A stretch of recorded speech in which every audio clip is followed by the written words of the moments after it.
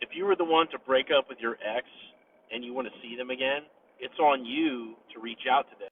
A lot of people ask me in the comments on my lives, they'll say, hey, yeah, I've been in no contact for like a month, and how do I contact my ex? And it's like, dude, like, you're not supposed to use no contact. If you broke up with your other person, with your ex, you're the one that has to reach out to them because you're the one that cut it off.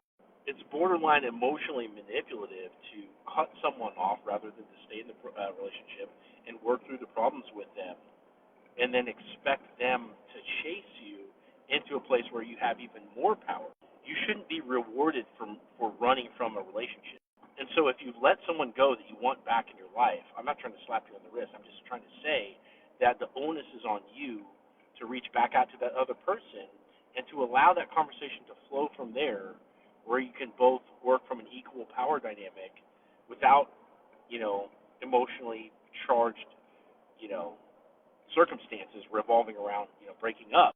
And I think that it's fair for that other person to evaluate whether or not they want to continue to be with you because, rather than to have stayed and worked through the problems, you chose to break yourself off from them. And that's not a habit that is going to be good for the both of you within your relationship. If you get back together, you're going to have to stay and work through the problem. Now, that doesn't necessarily mean that that other person is willing to work through the problems or that they're worth working through the problems for.